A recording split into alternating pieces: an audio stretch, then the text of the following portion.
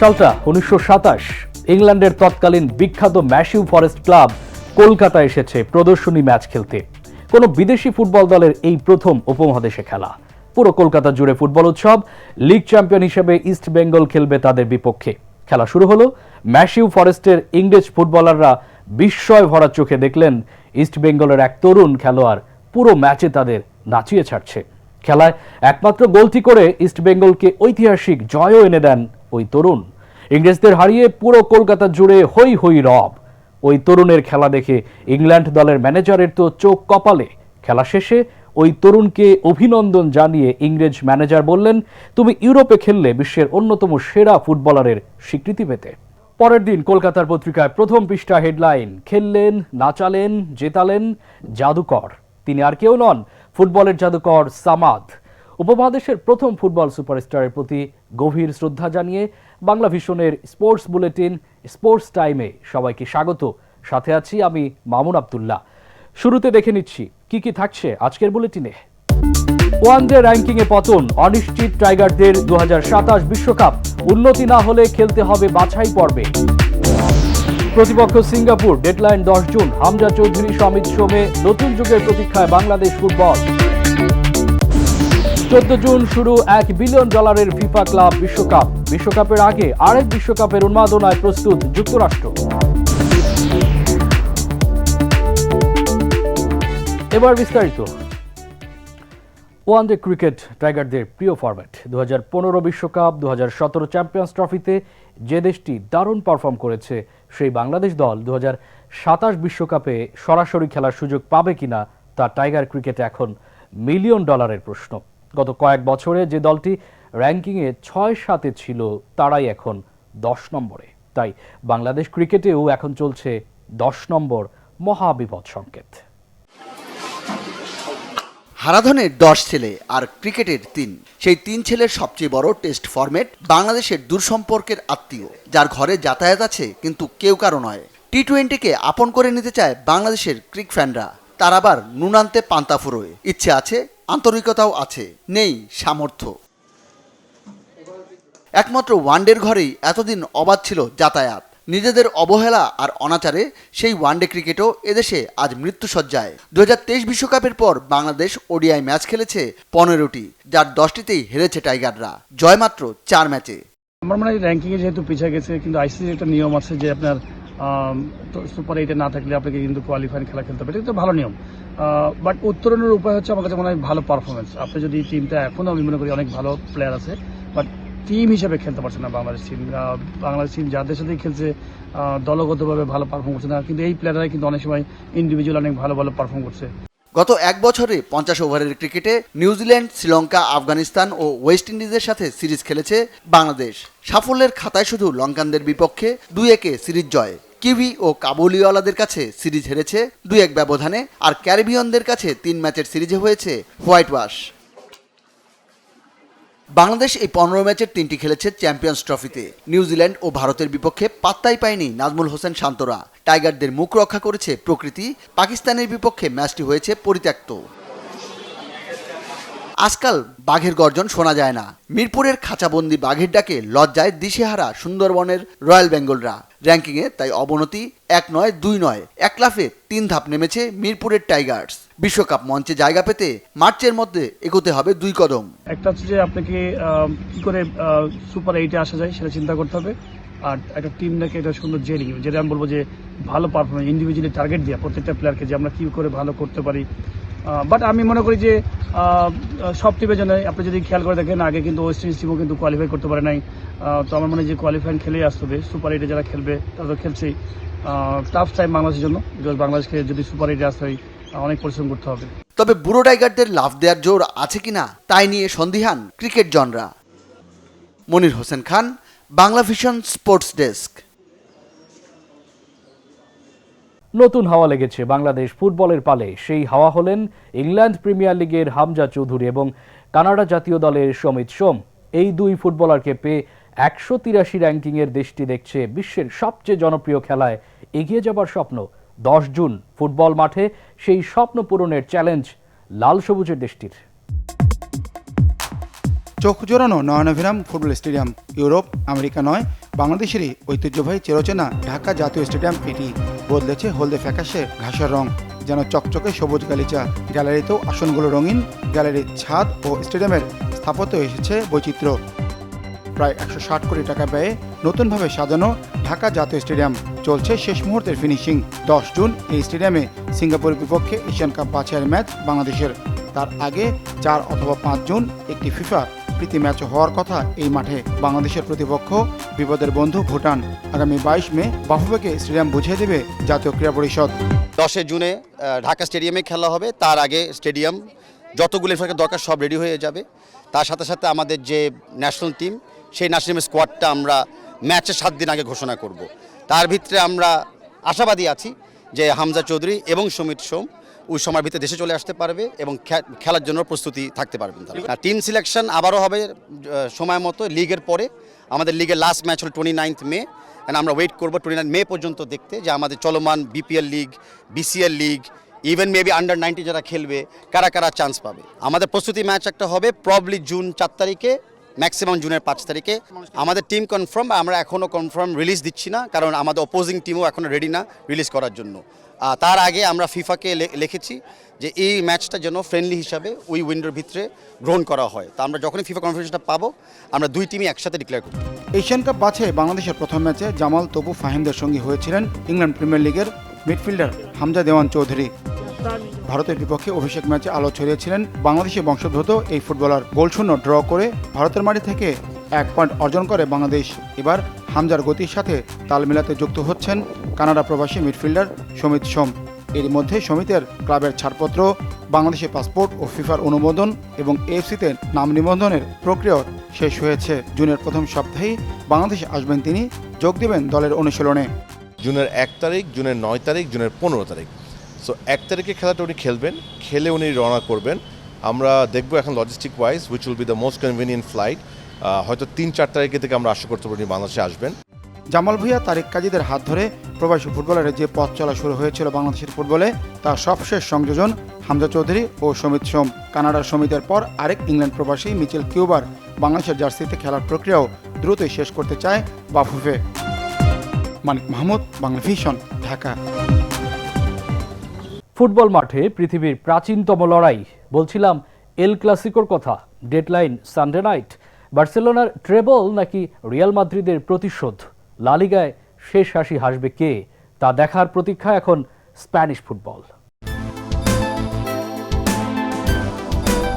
ঘরোয়া ফুটবলের চিরপ্রতিদ্বন্দ্বী দুই দলের লড়াইয়ে ম্যাচের আকর্ষণ আরও বাড়িয়ে তুলতে এই লড়াইকে ক্লাসিকো আখ্যা দিয়েছেন ফুটবল বোদ্ধারা। স্পেনের শীর্ষ ফুটবল লিগে সেই ক্লাসিকোয় রবিবার মুখোমুখি বার্সেলোনা ও রিয়াল মাদ্রিদ। লা লিগায় দুই জায়ান্টের ফিরতি লেগ লড়াই হবে বার্সেলোনার হোম গ্রাউন্ড বানিয়ে নেওয়া অলিম্পিক স্টেডিয়ামে।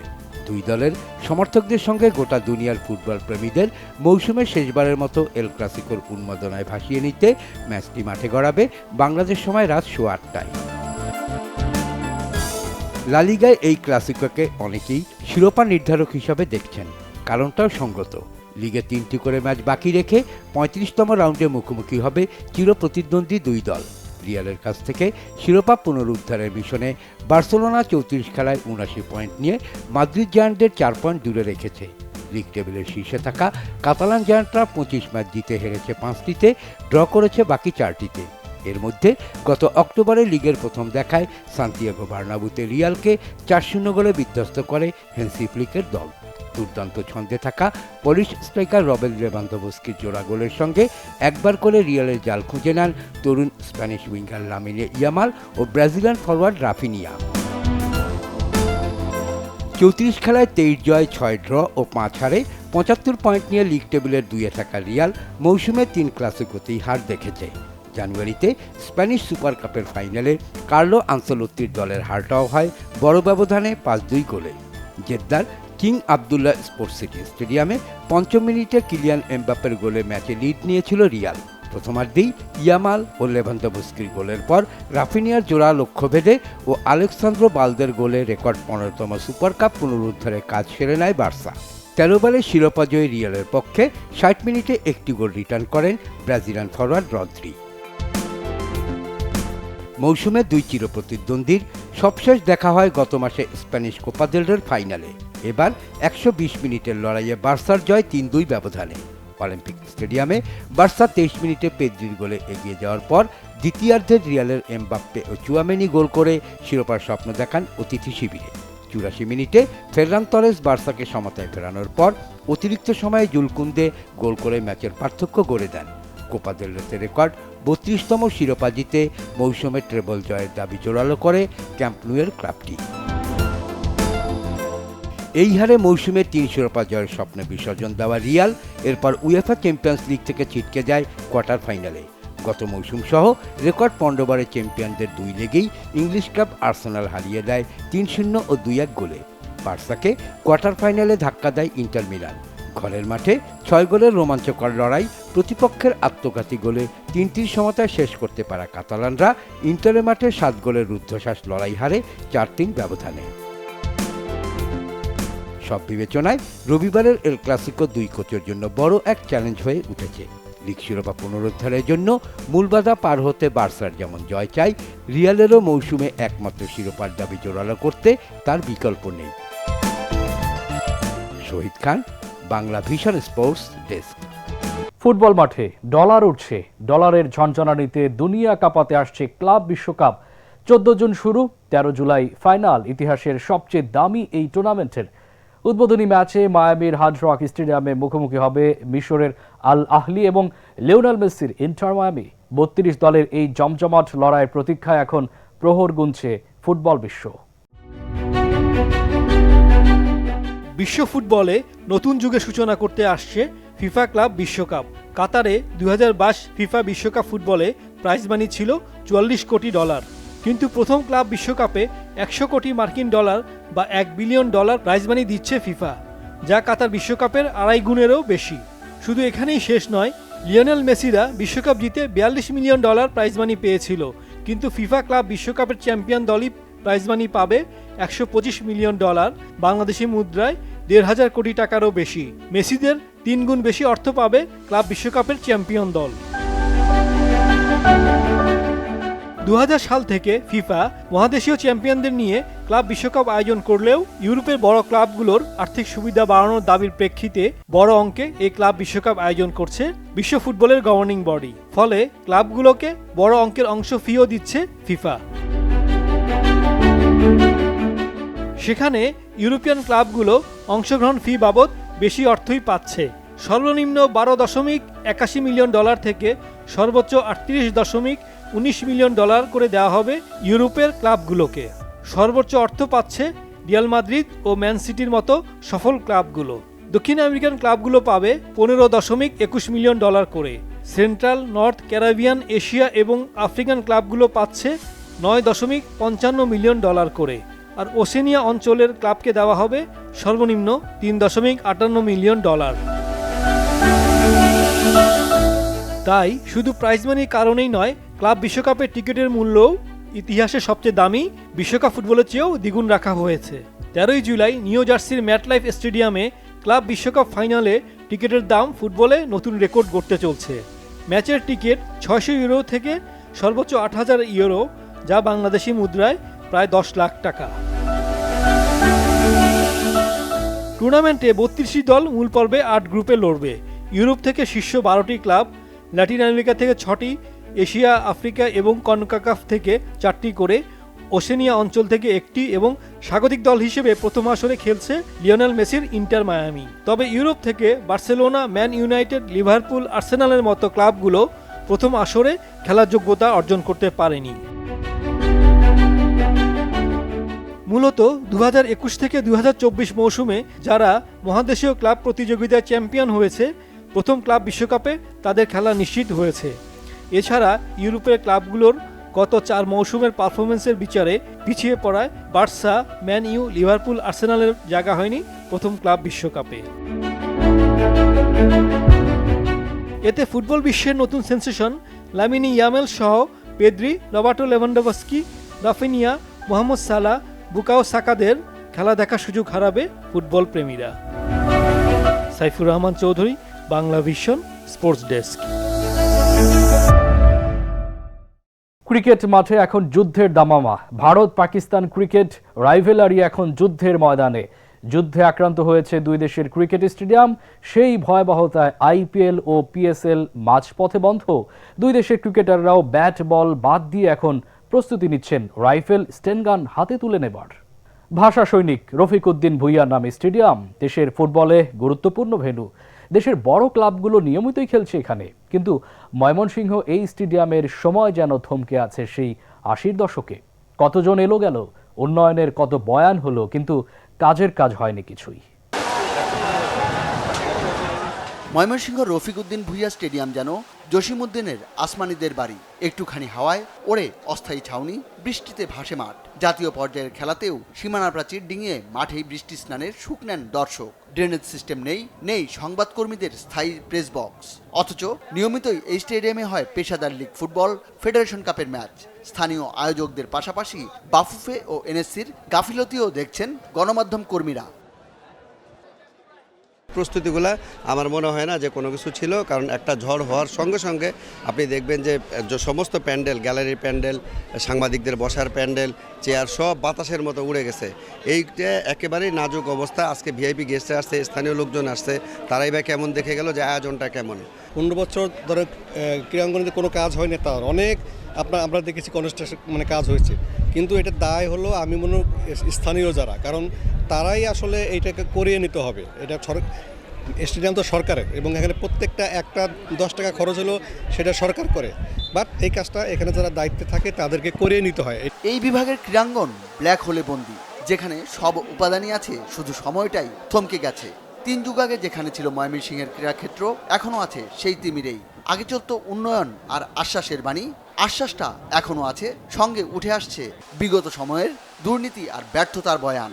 রাজনৈতিকভাবে দায়ী করবে বিগত 17 বছর, তারা এটার দিকে কোনো খেয়ালই করে নাই। লুটপাট ছাড়া, লুটতরাজ ছাড়া তারা কোনো কিছু চোখে দেখে নাই। আঙুল ফুলে কলা গাছ নয়, ভুরি বড় করেছে। আন্তর্জাতিক মেলা মানে কোনো খেলা আসছে না, খেলা আসলেও সেই ধরনের মাঠ যেটা বলেছে, এই মাঠটা তো জানেন বাংলাদেশে একসময় আয়তনে সর্ববৃহৎ মাঠ ছিল। 17 বছর আগে এই স্টেডিয়ামের ওই নতুন গ্যালারিগুলো যখন 2003 সালে ওইগুলো প্রথম করা হয়েছিল, এরপরে জাস্ট এই বিল্ডিংটা শুধু করা হয়েছে জেলা ক্রীড়া সংস্থা পরিবর্তন করার জন্য, নামটি শুধু পরিবর্তন করা হয়েছে, আর কিছু পরিবর্তন করা হয় নাই। একটা সময় ময়মনসিংহের এই স্টেডিয়াম মাতিয়েছে দেশি বিদেশি তারকা খেলোয়াড়রা, সে সবই এখন অতীত। বোবা কান্না একমাত্র সম্বল ময়মনসিংহ স্টেডিয়ামের। Monir Hossain Khan, Bangla Vision sports desk. Bangla Vision sports বুলেটিনে এই ছিল আজকের মতো। আবারও দেখা হবে, সে পর্যন্ত সবাই ভালো থাকবেন। আল্লাহ হাফেজ।